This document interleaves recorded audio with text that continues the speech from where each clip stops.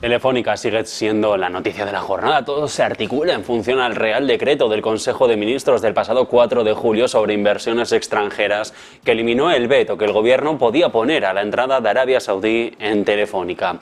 Este documento legal validado 3 días antes de que se empezara la campaña electoral del 23 de julio y sobre el que entonces el Ejecutivo extendió una capa de opacidad, ha entrado en vigor hace nada, el viernes, el 1 de septiembre, 5 días antes de que Saudi Telecom comunicara a la Comisión Nacional del Mercado de Valores el movimiento sobre la de Álvarez Pallete. El gobierno aprobó 20 días antes de entrar en funciones este Real Decreto, pero no podrá aplicarse en la entrada de Telefónica la salvaguarda, y es que el Ejecutivo lo hizo justo antes de entrar en el momento preelectoral. Aprobó en el Consejo de Ministros in extremis. Acababa esta legislación con la única capacidad de veto que tenía el gobierno. De esta manera se articula esta contraposición propia del Ejecutivo de Sánchez. La economía de la zona euro registra una expansión de 0,1 en el segundo trimestre del 23 respecto a los 3 meses anteriores, idéntica cifra a la del primer tramo del año.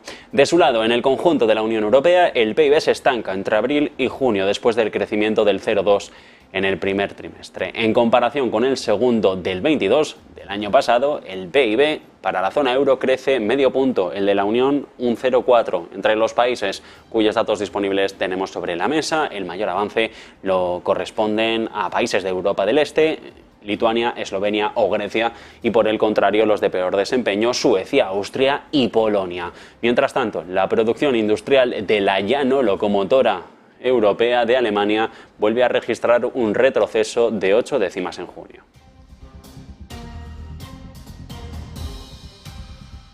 Mejor le va China no por los números reales, sino porque no cumple con el guión tan malo que esperaba el consenso de analistas. Las exportaciones e importaciones siguen cayendo en agosto, aunque menos de lo estimado por el consenso de mercado.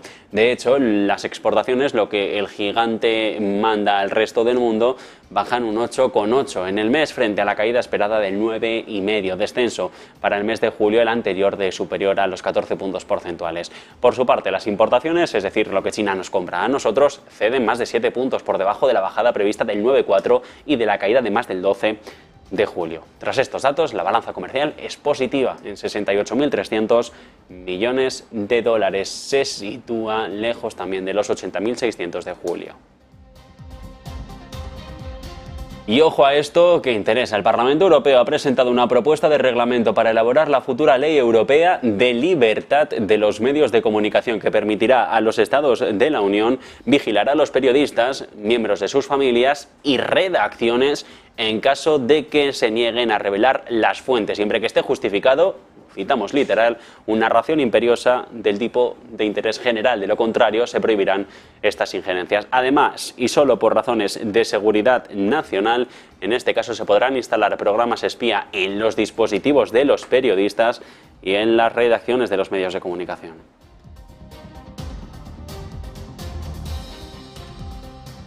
Mientras tanto, los líderes más poderosos del mundo llegan a Nueva Delhi para la cumbre del G20, del grupo de las 20 economías del mundo, e India hace todo lo posible. Despliega aviones de combate alrededor de la capital, pinta murales en paseos subterráneos y ahuyenta a manadas de monos de los edificios gubernamentales. Este momento es un hito muy esperado para el ejecutivo de Narendra Modi, para un primer ministro que vende a la nación más poblada del mundo, en este caso como una superpotencia emergente con influencia para sortear las tensiones geopolíticas, las desaceleraciones económicas y el aumento de los precios de los alimentos o también de la energía.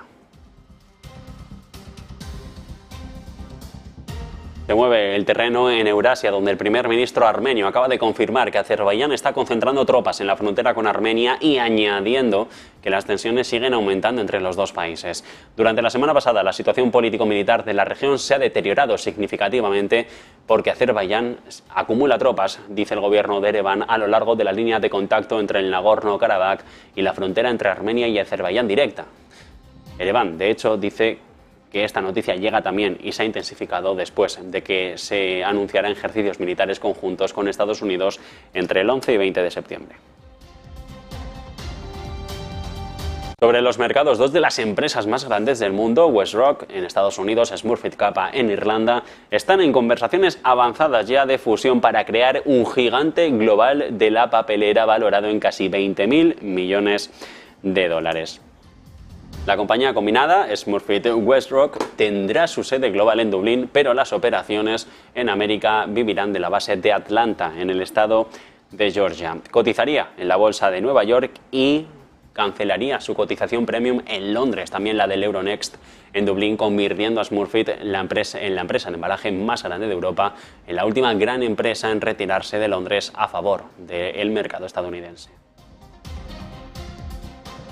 Operaciones en el mercado con protagonista en Reino Unido. Shell se prepara también para vender el fabricante de baterías solares Shonen, según el diario alemán Handelsblatt, después de adquirirla en 2019 por unos 500 millones de euros. Shonen podría valer casi 1.800 millones, 3 o 4 veces más que la facturación de la compañía en el 23, estimada en unos 450 millones de euros, según el informe interno de la propia firma. De hecho, asumen en la compañía que los compradores potenciales tendrán la opción de presentar ofertas por el 51% de la empresa o directamente por la totalidad.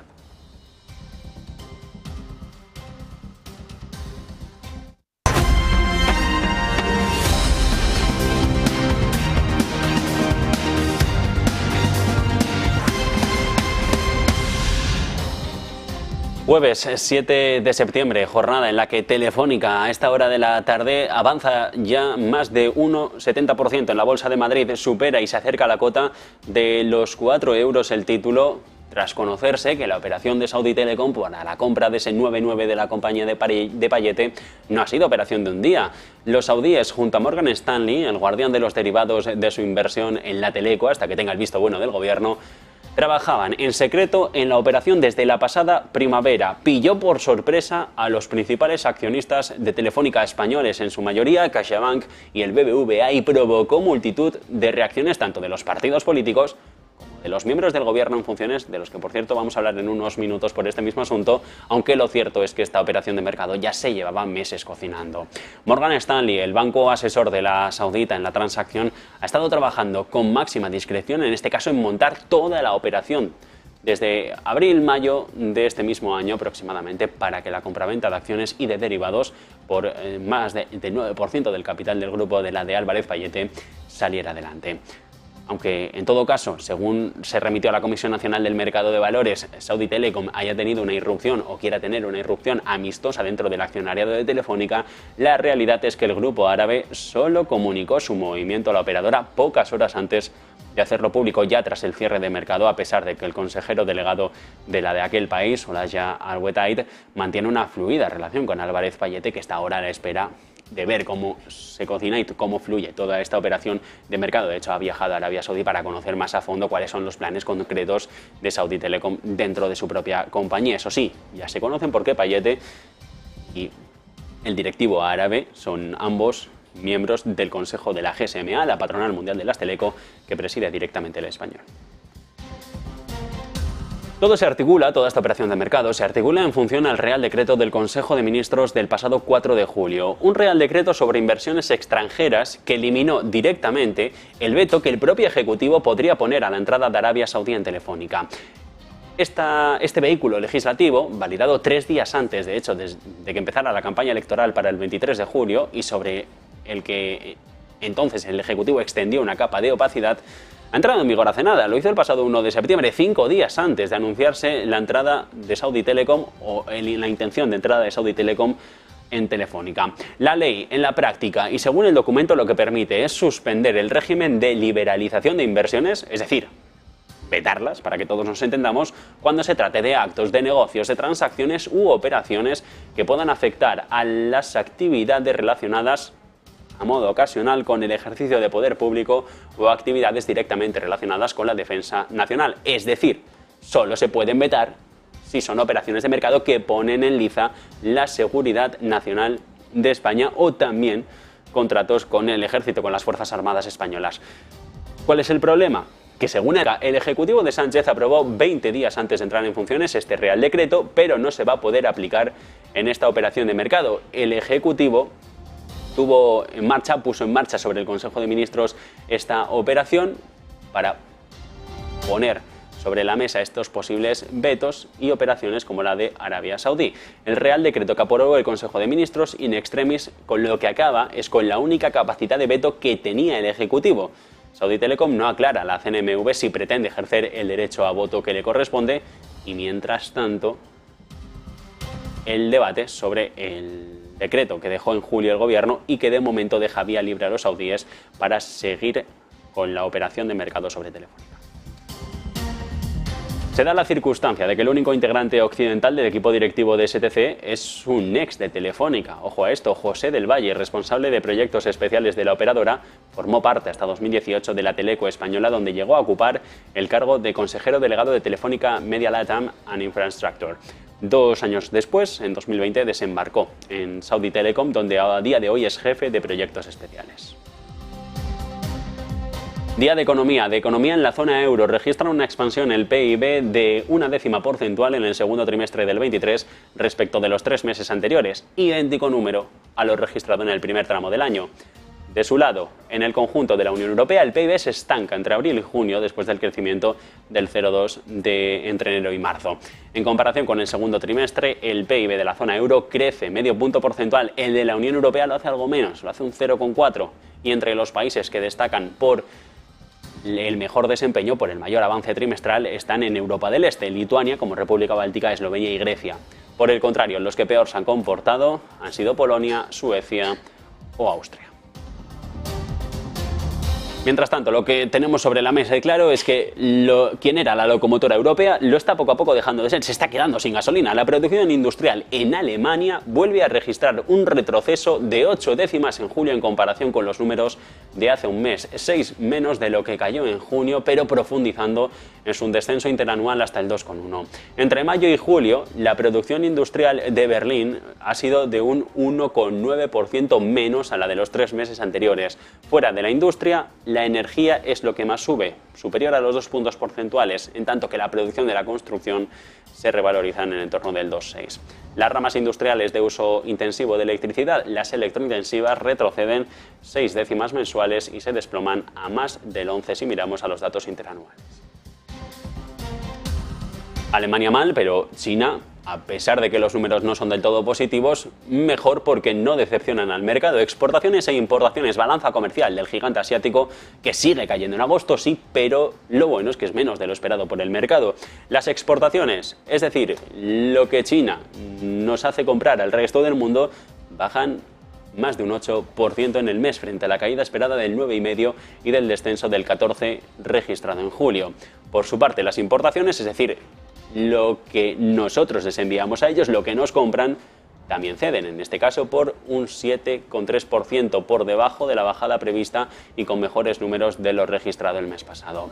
Tras estos datos, balanza comercial positiva, 68.300 millones, cifra que se ha situado por debajo de lo que esperaban los expertos y de los 80.600 millones de julio.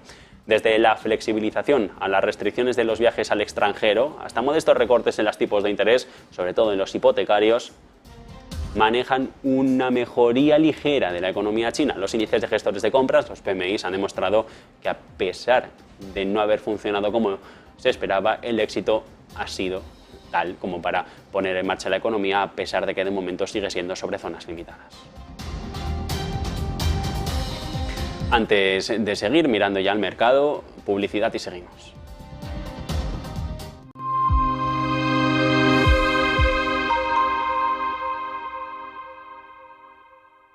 Ven al Torreón, estamos en El Pardo, un espacio único en plena naturaleza. Disfruta de momentos de desconexión mientras saboreas la mejor gastronomía. Disponemos de 7 amplias terrazas y salones para todo tipo de eventos. Degusta nuestros exquisitos platos acompañados de una selecta bodega de vinos. A tu servicio, un gran parking y zona infantil. Abierto los 365 días del año. Cocina ininterrumpida desde las 10 de la mañana hasta las 12 de la noche. Haz tu reserva.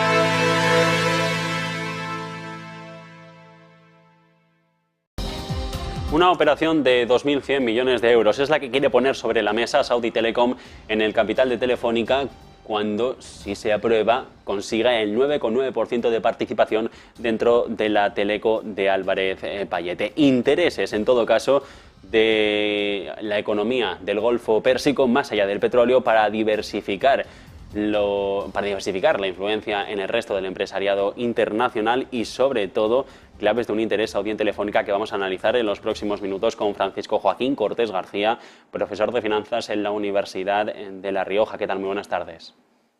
Buenas tardes. Bueno, lo primero, esta operación de mercado, ¿qué le puede suponer a Telefónica si sale adelante? ¿Una inyección de 2.100 millones? Bueno, estamos hablando de 2.100 millones de euros, que eso supone, lógicamente, un espaldarazo financiero de primera magnitud. Todo eso también, si se tiene en cuenta que, bueno, la alineación que hay entre la estrategia de Saudi Telecom con Telefónica y la probabilidad de crear valor para el accionista, yo creo que todo de forma conjunta contribuye a que el accionista vea con buenas manos o con buenos ojos, perdón, la operación corporativa. Yo creo que en principio para Telefónica, yo creo que un gran espaldarazo de cara a los grandes retos que tiene de cara al futuro, y luego desde el punto de vista de mercado pues son claramente complementarios, sobre todo por la implantación geográfica tanto de Telefónica como el caso de Saudi Telecom. Que, bueno, básicamente Saudi Telecom se centra fundamentalmente en Oriente Medio, Arabia Saudí y África. Bueno, el caso es que no sé si el mercado está descontando que esta operación sea tan positiva como se puede ver en un primer momento para Telefónica. Ayer hubo dudas, a pesar de esas primeras subidas realmente reseñables para Telefónica a primera hora de la mañana, un 3% más o menos, hoy aminora hasta el 1,72 y ayer incluso llegó a desacelerar en las ganancias y a perder un poco en cotización. Los 5 euros para Telefónica son ahora un objetivo que tiene sentido. La revalorización, la compañía llegó a estar en 18. Sí, yo pienso que sí, que a medio y largo plazo esta operación le va a dar un gran soporte y un gran apoyo y va a apuntalar el capital de Telefónica. Yo creo que en ese sentido el accionista tendrá que digerir realmente esta operación, ver realmente el componente de mercado y el componente geoestratégico, geopolítico, pero yo creo que esta operación, el interés que tiene este vehículo de inversión, que no hay que olvidar que detrás está el Fondo Soberano Saudí, pues yo creo que no puede ser malo para el accionista. 9% del capital de Telefónica, de momento en firme hay un 4,9%, el 5% está a través de derivados, de derivados financieros y sobre todo también de bonos que pueden ser convertibles. ¿Tiene sentido y podría salir adelante? Desde el punto de vista legal parece que hay poco impedimento que pueda usar el gobierno en el escudo antiopas. Sí, hay poco margen. Yo creo que esta operación se ha llevado pues, en silencio durante mucho tiempo y la ha ido preparando el vehículo de inversión y yo creo que hay poco margen. Tiene sentido en el sentido de que, bueno, esto no va a ser una novedad. Está pasando en otros sectores, en el sector de la energía, en el sector de las materias primas, en el sector de la aeronáutica. Es decir, que yo creo que es algo a lo que tenemos que acostumbrarnos y bueno, vamos a ver realmente cuáles son las intenciones que hay detrás de esta operación, que al principio no hay aparentemente intenciones del control de la compañía. De hecho, eso lo han dejado claro, que no tienen la intención de tomar el control de la compañía, a pesar de que su participación es de salir adelante toda la operación de mercado, sea la mayoritaria dentro de Telefónica. Y lo que me llama la atención es eso, que estamos hablando de posibles vetos del gobierno, pero claro, al parecer se lleva más de 6 meses, 4 o 6 meses analizando esta operación e interpreto que los saudíes han estado estudiando todos los recovecos que pueda haber para poder efectuarla. Yo creo que claramente va a superar toda la legislación antiopa que hay ahora mismo en el sistema jurídico español. Yo creo que no hay razón en principio para impedir esta operación. ¿En qué puede apuntalar Telefónica Telefónica sobre qué puede utilizar este dinero para apuntalar qué tipo de negocios o qué tipo de expansión? Yo creo que al final Telefónica tiene grandes retos, tanto desde el punto de vista territorial como desde el punto de vista de todo lo que está relacionado con las telecomunicaciones, con la inteligencia artificial, con todos los grandes retos que tiene la inversión en este tipo de infraestructura. Entonces yo creo que tener este apoyo y este soporte de capital, este respaldo a su capital, yo creo que tranquiliza mucho, yo creo, al Consejo de Administración y bueno, el plan estratégico que tiene planteado, 2023-2026, yo creo que está perfectamente alineado con lo que están planteando los saudíes. O sea que yo creo que son, digamos, compañías muy complementarias, tanto territorial como desde el punto de vista de los intereses estratégicos y en principio yo creo que tarde o temprano se verán las sinergias, por supuesto la financiera, pero también probablemente las de mercado, ¿no? Bueno, y sobre todo con respecto a expansión territorial, no sé si América Latina puede estar en el foco también de las intenciones de Telefónica y ser el principal motor de crecimiento cuando aquí en Europa hay una mayor competición con Deutsche Telekom como con Orange. Yo creo que sí, yo creo que el mercado latinoamericano yo creo que es uno de los objetivos, no solamente para Telefónica como para los inversores en Telefónica. Bueno, pues con esto nos quedamos. Francisco Joaquín Cortés García, profesor de Finanzas de la Universidad Internacional de La Rioja. Un placer de conversación y volveremos a hablar, seguro. Muy bien, muchas gracias. Hasta luego. Pendientes de todos estos asuntos, miramos ya a la situación en China, porque allí el gobierno de Xi Jinping planea ampliar la prohibición del uso de los iPhones en departamentos sensibles a agencias respaldadas por el gobierno, incluso empresas estatales. Una situación que ahora vamos a ver si nos la pueden poner nuestros compañeros en pantalla. El TradingView de Apple, la compañía está perdiendo en pre-market más de un 2% tras esta decisión. Al parecer se está filtrando en medios estadounidenses que estarían dispuestos desde el gobierno chino a prohibir el uso de iPhones en las instalaciones de gobiernos estatales o de empresas estatales del gobierno y dependientes del ejecutivo de Xi Jinping. Ahí lo están viendo, 3,58 es lo que pierde hasta ahora de la tarde Apple ya en pre-market. Veremos cómo se negocia desde que abra la sesión de mercado en Nueva York a partir de las 3:30, hora central europea, pero lo que importa de esta decisión del gobierno chino es que es un creciente desafío para Apple, en el que es su mayor mercado extranjero y base de producción global. De ahí estos recortes en el mercado ya. Varias agencias han comenzado a ordenar a su personal que no lleven los iPhones al trabajo. Los pueden tener, pero no utilizar para el trabajo. Y ahora Pekín tiene la intención de ir también a por las empresas estatales y las organizaciones controladas por el gobierno. De salir adelante, un bloqueo sin precedentes tras años de esfuerzo para erradicar el uso de tecnología extranjera, coincidiendo con el esfuerzo chino para reducir su dependencia de software y circuitos estadounidenses. Amenazan así con erosionar la posición de Apple en un mercado que genera a día de hoy alrededor de una quinta parte de sus ingresos y desde donde fabrican la mayoría de los iPhones del mundo a través de fábricas en expansión que emplean a miles de millones de chinos. La realidad es que China está forjando nuevos vínculos económicos y más allá de Estados Unidos lo que mira son a las naciones del sudeste asiático, a la ASEAN, mientras que la ausencia del presidente estadounidense Joe Biden en la reunión de líderes de este bloque en Yakarta esta misma semana pone de relieve el fracaso de Washington a la hora de desafiar el dominio de su rival en la región. A pesar de la tensión sobre el nuevo mapa territorial de China, los líderes del gigante asiático y de la ASEAN firmaron el pasado miércoles varios documentos nuevos, entre ellos el de hacer, por ejemplo, de la agricultura un nuevo motor de crecimiento y garantizar la seguridad alimentaria en la región.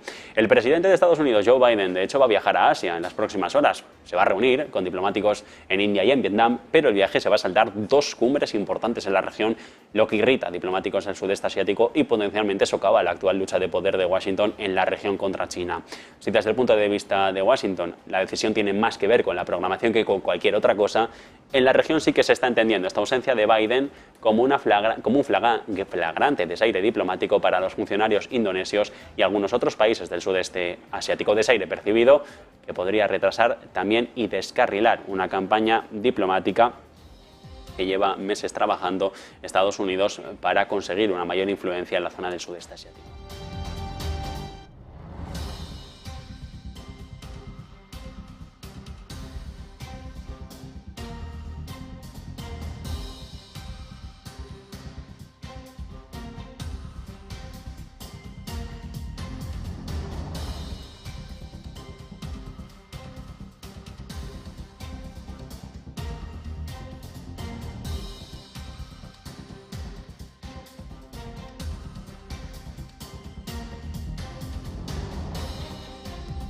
Miramos también a la situación de la banca, que por cierto está viviendo horas tumultuosas en Europa, en los próximos minutos con José Luis Cortina, presidente de Neobantas. ¿Qué tal? Muy buenas tardes.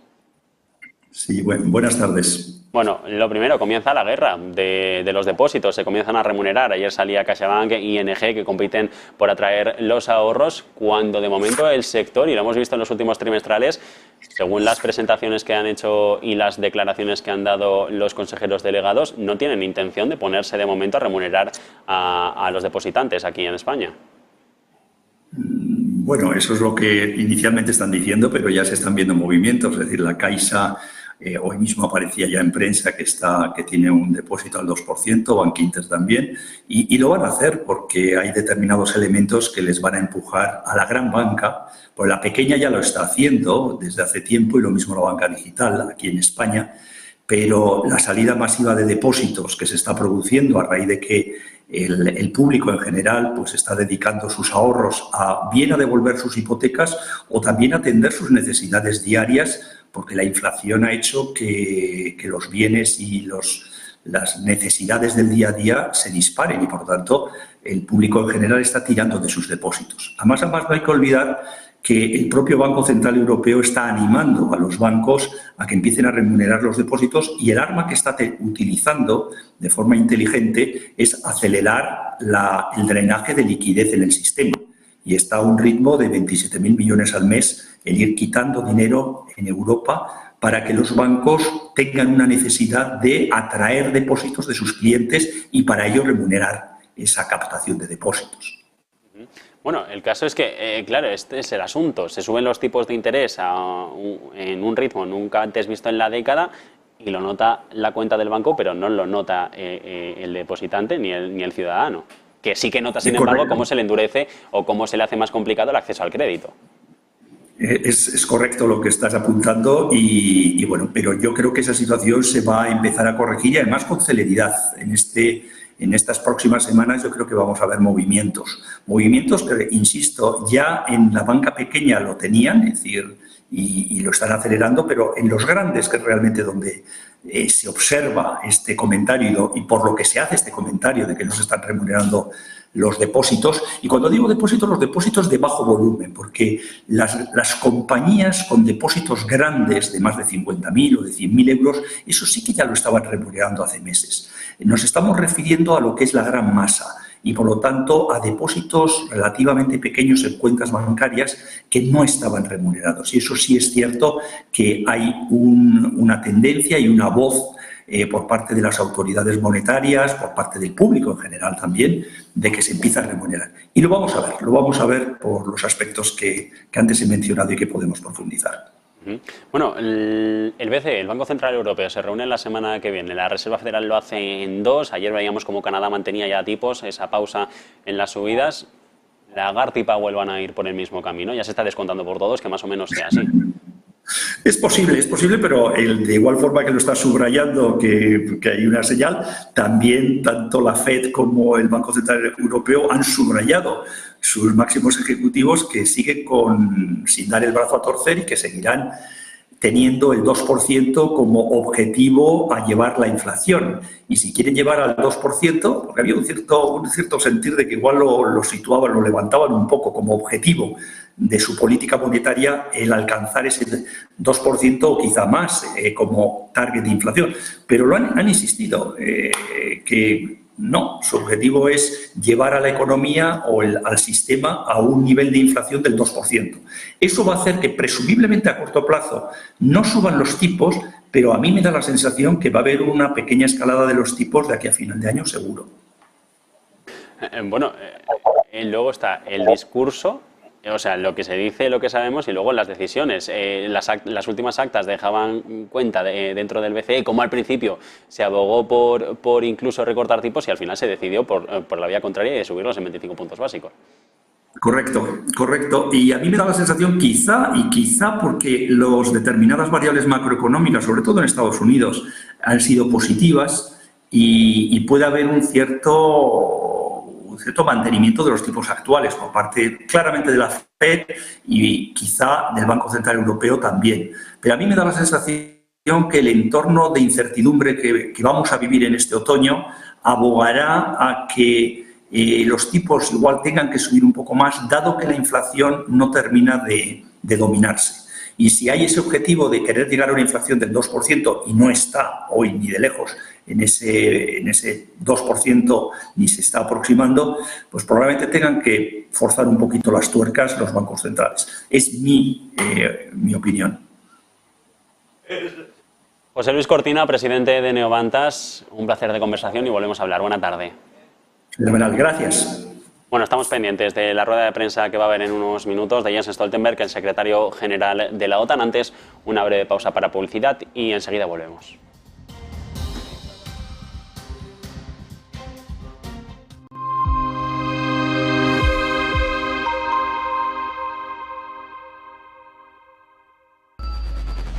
Localizarnos ahora es más fácil. La economía a tu alcance. Empresas. Inversiones. Tecnología. Ya en la app de Movistar. Vive la economía. Negocios Televisión.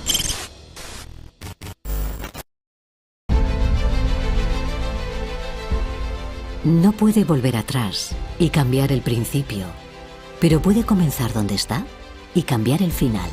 En Luna Sevilla queremos ser su asesor financiero de referencia para mejorar su presente y su futuro patrimonial, prestando nuestros servicios como agentes de Caser Asesores Financieros. Somos una empresa con una clara apuesta por la formación de calidad, la información transparente y objetiva, y por el asesoramiento financiero personalizado y continuado. Visite nuestra web lunasevilla.es o llame al 91 762 3442.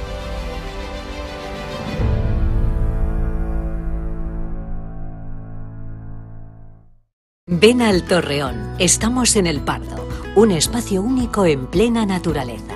Disfruta de momentos de desconexión mientras saboreas la mejor gastronomía. Disponemos de 7 amplias terrazas y salones para todo tipo de eventos. Degusta nuestros exquisitos platos acompañados de una selecta bodega de vinos. A tu servicio, un gran parking y zona infantil. Abierto los 365 días del año. Cocina ininterrumpida desde las 10 de la mañana hasta las 12 de la noche. Haz tu reserva.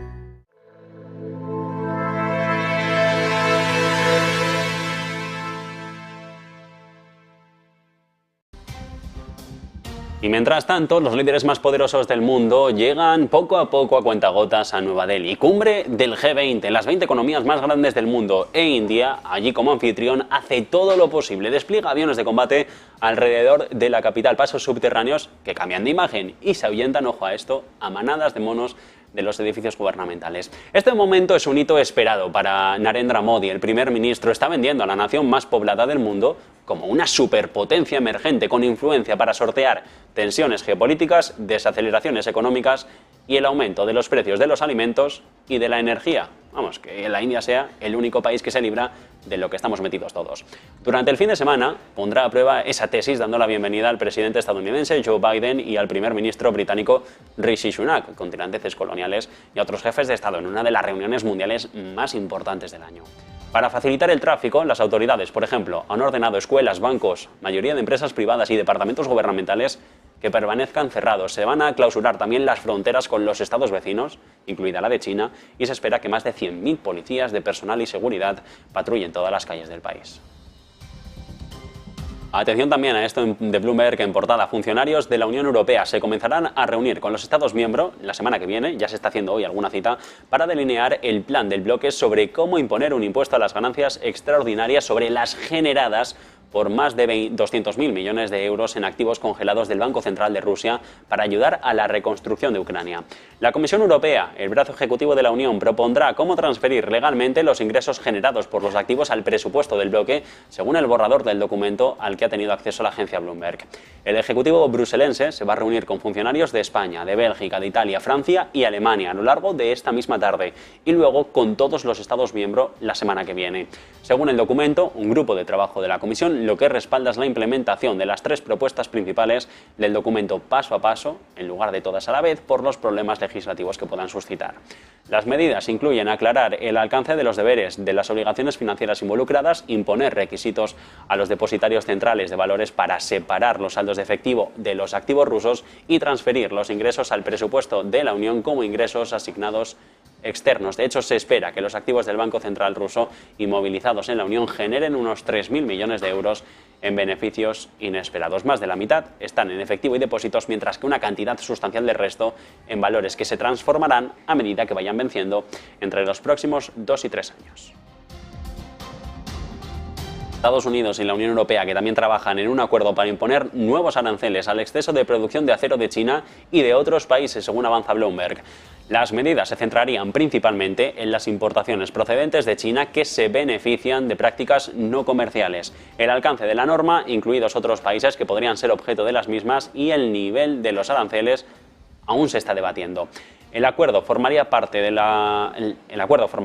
Pacto Global sobre Acero y Aluminio Sostenible de la Unión Europea y del gobierno de Biden, que han estado negociando desde 2021. En el 18, el entonces presidente Donald Trump de Estados Unidos ya impuso este tipo de problemas comerciales del 25% aranceles a las importaciones de acero y el 10% a las de aluminio, con el fin de blindar a los productores estadounidenses, lo que desató una gran disputa comercial con el bloque comunitario. En el 21, de hecho, acordaron poner fin a la disputa y cooperar, en cambio, con el acuerdo global.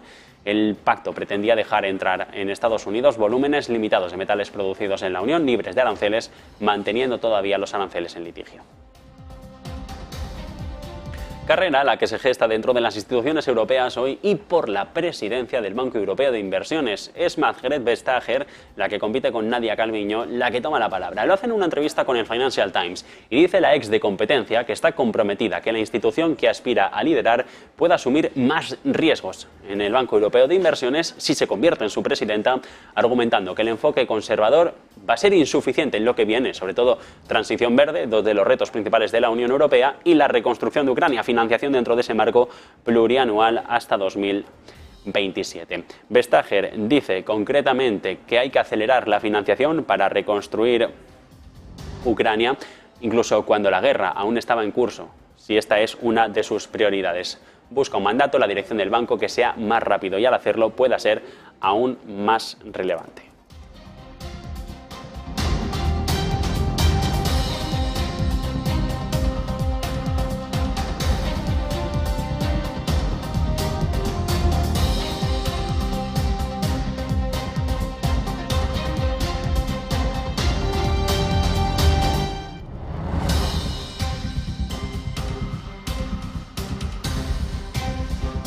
Y de momento, lo que mueve a esta hora de la tarde a los mercados financieros en futuros para Wall Street, tenemos ventas que llevan al Nasdaq 100 a perder en futuros hasta más de un 1% tras conocerse el dato de renovaciones de subsidios por desempleo, ese paro semanal en la primera economía del mundo que firma sobre las 216.000 reclamaciones. Está por debajo de lo que esperaba el consenso de mercado. Si hay un mayor número de peticiones por desempleo, si hay un menor número de peticiones por desempleo de lo que estimaba el consenso de mercado. De hecho, está por debajo de las 15.000, lo que significa es que poco a poco el mercado estadounidense se está empezando a volver a acelerar en contrataciones. Tenemos ahora mismo a los continuos del S&P cayendo para futuros un 0,65% hasta los 4.439. Y si atendemos a otros números, miramos a otros índices, el tecnológico, el Nasdaq 100 también con pérdidas superiores al 1,26%.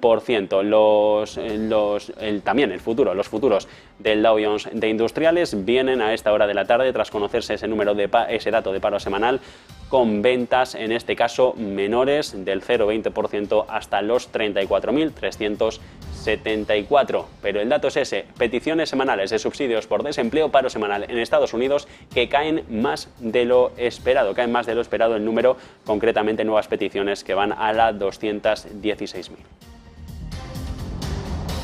Hace meses hablábamos, volviendo a Europa, de dinero y de la taxonomía verde, la que ahora dice que es la nuclear, también una energía limpia. Pues bien, Francia toma el paso y presiona porque desde París y también Bruselas, en voz del comisario de Mercado Interior, Thierry Breton, dicen que el Banco Europeo de Inversiones, el que aspira a liderar Calviño, debería apoyar las políticas públicas clave de la Unión Europea y, por lo tanto, financiar la energía nuclear.